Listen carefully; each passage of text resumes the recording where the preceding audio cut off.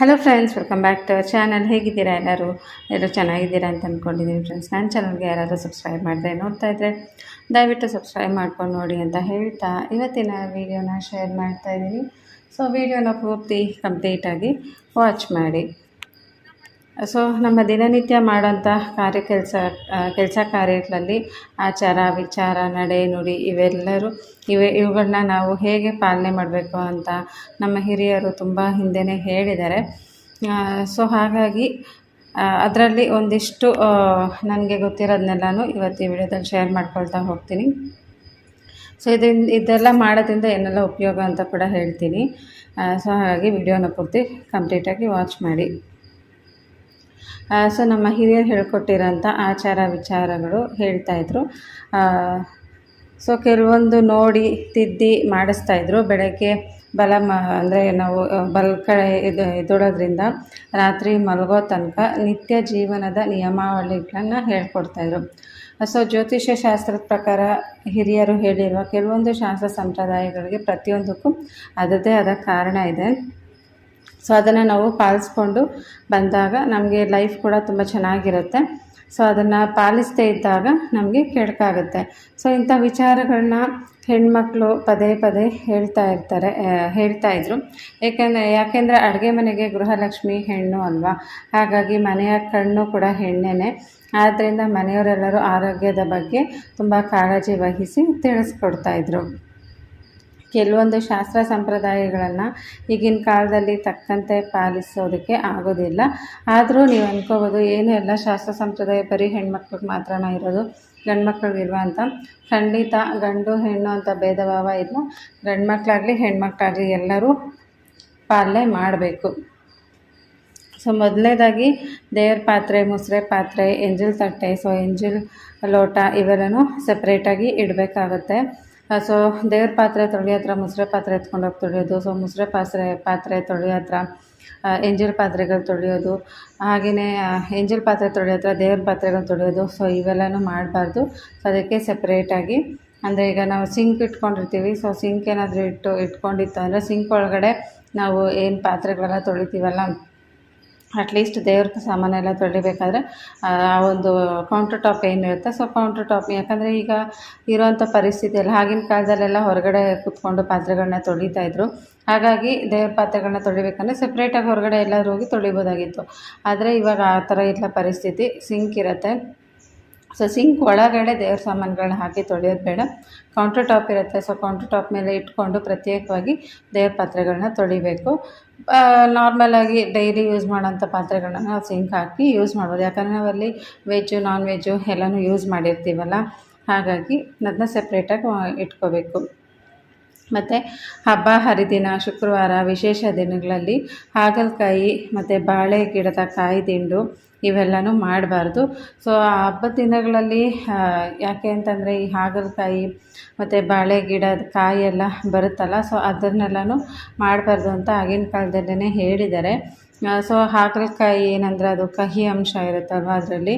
ಮತ್ತು ಈ ಬಾಳೆ ದಿಂಡೂ ಅಷ್ಟೇ. ಸೊ ಯಾವಾಗಂದರೆ ಆವಾಗ ಮಾಡ್ಕೊಂಡು ತಿನ್ನೋದಲ್ಲ ಅದನ್ನು. ಸೊ ಅದಕ್ಕೂ ಕೂಡ ಸಪ್ರೇಟಾಗಿ ಇಂಥ ದಿನ ಮಾಡ್ಕೊಂಡು ತಿನ್ನಬೇಕು ಅಂತ ಇರುತ್ತೆ. ಅಂದರೆ ಶುಕ್ರವಾರ ಹಬ್ಬ ಹರಿದಿನಗಳು ಬಿಟ್ಟು ಬೇರೆ ದಿನ ತಿನ್ಬೋದು. ಮತ್ತು ಬೂದುಗುಂಬಳಕಾಯಿ, ಚೀನಿಕಾಯಿ, ಇಡೆಕಾಯಿಗಳು ಹೆಣ್ಮಕ್ಳು ಹೊಡಿಬಾರ್ದು.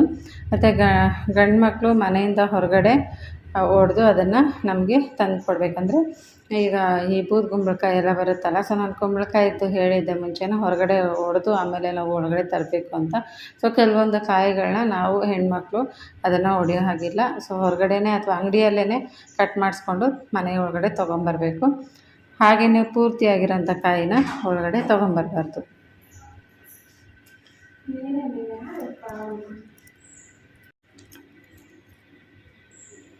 ಸೊ ಹಾಗೆಯೇ ಯಾವಾಗಲೂ ಅಷ್ಟೇ ಒಡೆದೋಗಿರೋ ಬಳೆಗಳನ್ನ ಕೈಗೆ ಹಾಕ್ಕೊಬಾರ್ದು. ಸೊ ಒಡೆದೋಗಿರೋ ಬಳೆಗಳನ್ನ ಕೈಗೆ ಹಾಕ್ಕೊಳ್ಳೋದು ಅಷ್ಟು ಒಳ್ಳೆಯದಲ್ಲ. ಸೊ ಬಳೆ ಏನಾದರೂ ಒಡೆದಿದ್ದರೆ ಅದನ್ನ ತೆಗೆದಿಟ್ಬಿಟ್ಟು ಬೇರೆ ಬಳೆಗಳನ್ನ ಹಾಕ್ಕೊಳ್ಳಿ. ಮತ್ತು ಯಾವಾಗಲಾದರೂ ಎಲ್ಲಾದರೂ ಹೊರಗಡೆ ಹೋಗಿ ಬರ್ತೀವಿ ಅಂತ ಹೇಳಬೇಕು.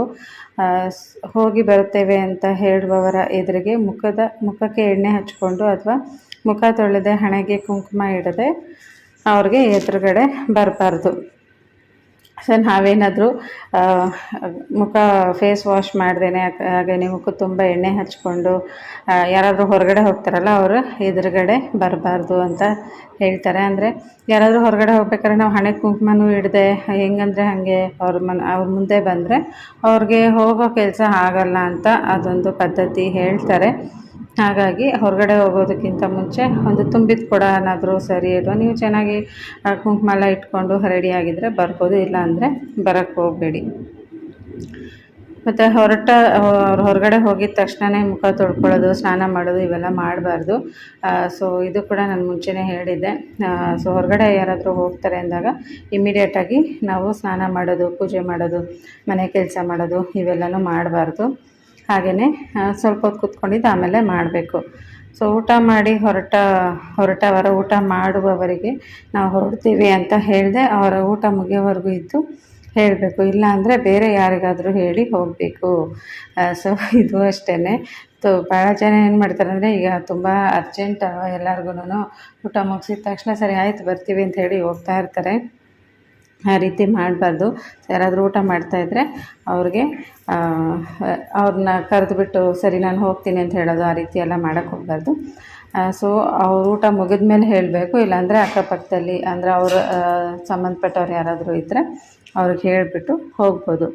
ಶುಭ ಸಮಾರಂಭಗಳಿಗೆ ಊಟಕ್ಕೆ ಹೋದಾಗ ಹಿಂದಿರುಗಿ ಬರುವಾಗ ಮನೆಯವರಿಗೆ ಹೋಗಿ ಬರುತ್ತೇವೆ ಚೆನ್ನಾಗಿತ್ತು ಅಂತ ಹೇಳಬೇಕು. ಹಾಗೆ ದುಃಖದ ಕಾರ್ಯಕ್ರಮಗಳಿಗೆ ಹೋದಾಗ ಹೋಗಿ ಬರ್ತೇವೆ ಅಂತ ಹೇಳಬಾರ್ದು.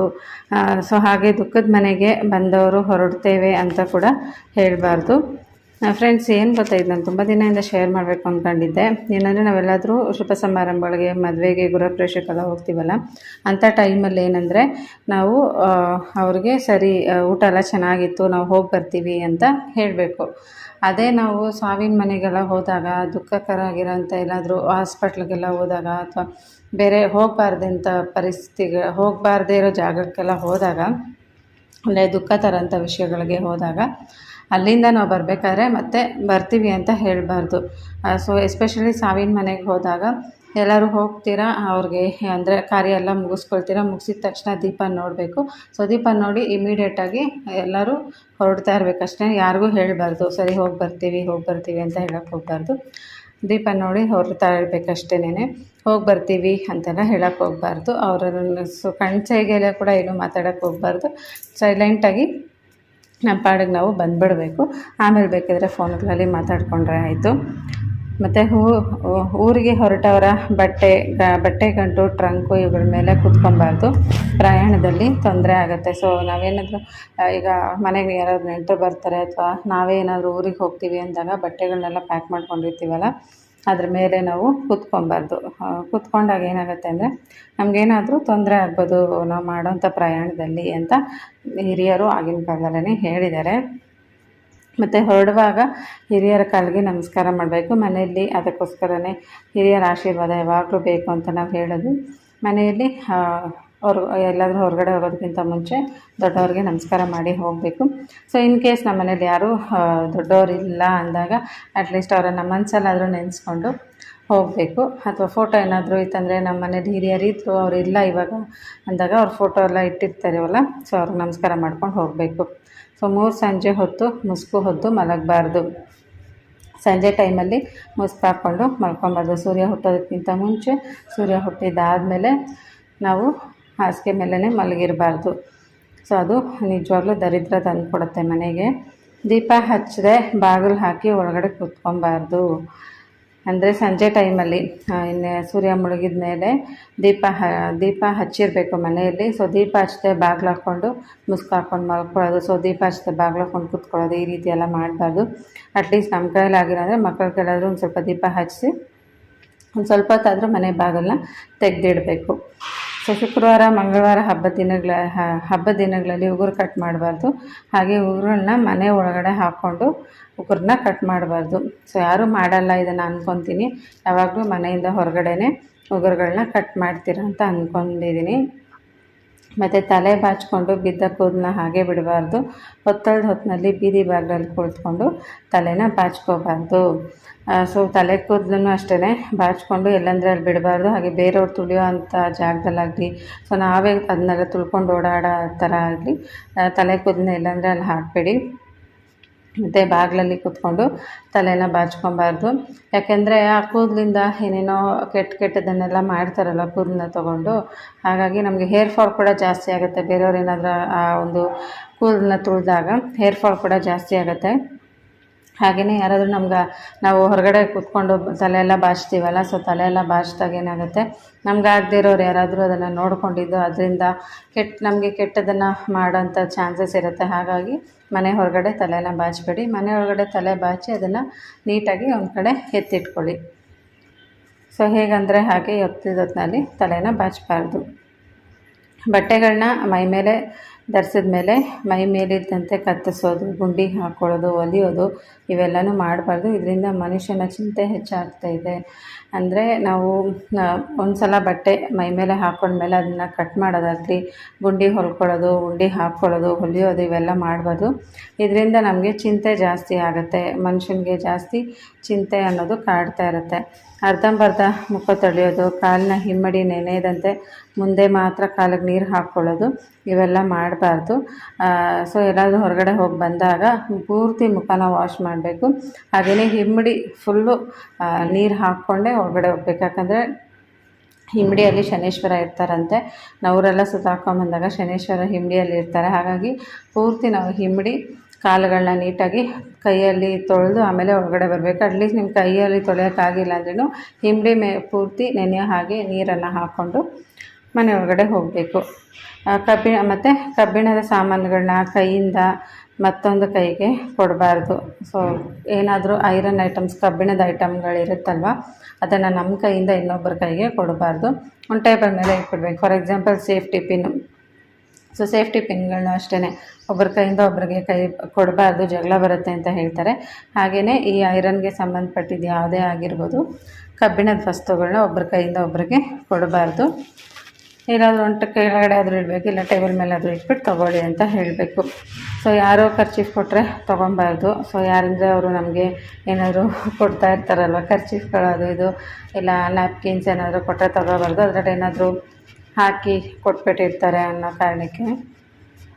ಮತ್ತು ಸಂಜೆ ಹೊತ್ತು ಮೊಸರು, ಅರಿಶಿನ, ಉಪ್ಪು ಇವೆಲ್ಲನೂ ಹೊಸ್ಲಾಚೆ ನಿಂತ್ಕೊಂಡು ಕೊಡಬಾರ್ದು. ಅಕಸ್ಮಾತ್ ಹೆಪ್ಪಿಗೆ ಏನಾದರೂ ಅಕ್ಕಪಕ್ಕದ ಮನೆಯವರು ಕೇಳಿದಾಗ ಅದಕ್ಕೆ ಇಲ್ಲ ಅಂತ ಹೇಳಬಾರ್ದು. ಅಂದರೆ ಯಾರಾದರೂ ಬಂದು ಕೇಳಿದರೆ ಇಲ್ಲ ಅಂತಲೂ ಹೇಳಬಾರ್ದು, ಹಾಗಂತ ಕೊಡಲೂಬಾರ್ದು.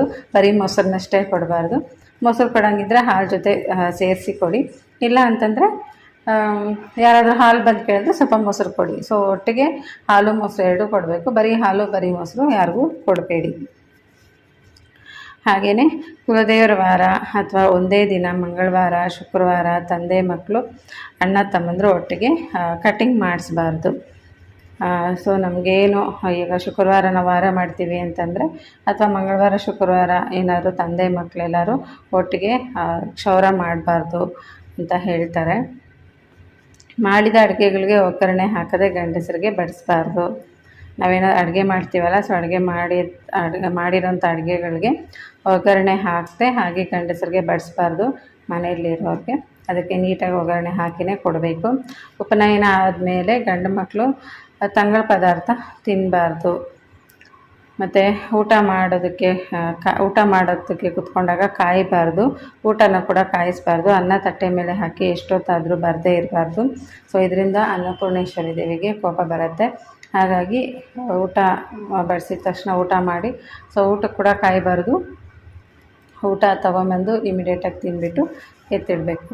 ಹಾಗೆಯೇ ಎಂಜಲ್ ಕೈಯನ್ನು ಒಣಗಿಸ್ಕೊಂಡು ಕುತ್ಕೊಳ್ಳೋದು, ಸೊ ಎಂಜಲ್ ತಟ್ಟೆಯಲ್ಲಿ ಒಣಗಿಸ್ಕೊಂಡು ಕುತ್ಕೊಳ್ಳೋದು, ಈ ರೀತಿ ಎಲ್ಲ ಮಾಡಬಾರ್ದು. ಈ ಥರ ಮಾಡಿದ್ರೆ ಮನೆಯಲ್ಲಿ ಅಶುಭ ಮತ್ತು ಸಾಲ ಜಾಸ್ತಿ ಆಗುತ್ತೆ. ಮತ್ತು ಎಂಜಲ್ ಕೈಯಲ್ಲಿ ತಟ್ಟೆನ ಎತ್ಕೊಂಡು ಹೋಗಿ ತೊಳಿಬಾರ್ದು. ಮೊದಲು ಕೈ ತೊಳೆದುಕೊಂಡು ಬಂದು ಆಮೇಲೆ ಎಂಜಲ್ ತಟ್ಟೆನ ತೊಳಿಬೇಕು. ನಂತರ ಎಂಜಲ್ ತಟ್ಟೆನ ಎತ್ಕೊಂಡೋಗಿ ತೊಳಿಬೇಕು. ಊಟಕ್ಕೆ ಕೂತ್ಕೊಂಡಾಗ ಊಟದ ಮಧ್ಯೆ ಹೇಳ್ಬಾರ್ದು. ಫುಲ್ಲು ಊಟ ಮಾಡಿನೇ ಎದ್ದೊಳ್ಬೇಕು. ಮತ್ತು ಚಪ್ಪಲಿ, ಪರ್ಕೆ ಇವುಗಳನ್ನೆಲ್ಲನೂ ತಲೆ ಕೆಳಗಾಗಿ ಇಡಬಾರ್ದು. ಅದನ್ನು ಅಂದರೆ ಪೊರ್ಕೆನ ಯಾವಾಗ್ಲೂ ಸ್ಟ್ರೈಟಾಗಿ ನಿಲ್ಲಿಸಿರ್ಬೇಕು, ಅಥವಾ ಕೆಳಗಡೆ ನಾರ್ಮಲಾಗಿ ಇಡ್ತೀವಲ್ಲ ಅದೇ ಥರ ಪೊರ್ಕೆನ ಇಡಬೇಕು. ಚಪ್ಪಲಿಗಳನ್ನೂ ಅಷ್ಟೇ ಹೆಂಗಂದರೆ ಹಂಗೆ ಇಡಬಾರ್ದು, ಸ್ಟ್ರೈಟಾಗಿ ಇಡಬೇಕು. ಮತ್ತು ಏಣಿನೂ ಅಷ್ಟೇ ಉದ್ದಕ್ಕೆ ಮಲಗಿಸ್ಬಾರ್ದು. ಸಂಜೆ ಹೊತ್ತು ಮನೆ ಗುಡಿಸ್ಬಾರ್ದು. ಒಂದ್ಸಲ ದೀಪ ಹಚ್ಚಿದ್ಮೇಲೆ ಸಂಜೆ ಹೊತ್ತು ಮನೆ ಗುಡಿಸ್ಬಾರ್ದು. ದೀಪ ಹಚ್ಚೋದಕ್ಕಿಂತ ಮುಂಚೆನೇ ಗುಡಿಸ್ಬಿಟ್ಟು ಒಂದ್ಸಲ ದೀಪ ಹಚ್ಚಿದ್ರೆ ಅದು ರಾತ್ರಿ 10 ಗಂಟೆ ಆದರೂ ಪರವಾಗಿಲ್ಲ, ಹೊರಗಡೆ ಕಸನ ಎತ್ಕೊಂಡು ಹೋಗ್ಬಾರ್ದು. ನೆಕ್ಸ್ಟ್ ಡೇನೇ ಕಸನ ತೆಗಿಬೇಕು. ಸೊ ಮಧ್ಯಾಹ್ನ 12 ಗಂಟೆ ನಂತರ ತುಳಸಿ ಗಿಡದ ಎಲೆ ಕೀಳಬಾರ್ದು.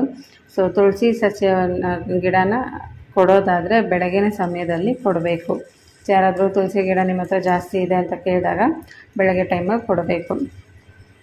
ಮಧ್ಯಾಹ್ನದ ಹೊತ್ತಲ್ಲಿ ಹೊಳೆ ಬದಿ ಅಥವಾ ಮರದ ಕೆಳಗಡೆ ಹೋಗಬಾರ್ದು. ಮನೆ ಮುಂದಿನ ಬಾಗಿಲ ಚಿಲ್ಕವನ್ನು ಶಬ್ದ ಮಾಡಬಾರ್ದು, ಜಗಳ ಆಗುತ್ತೆ.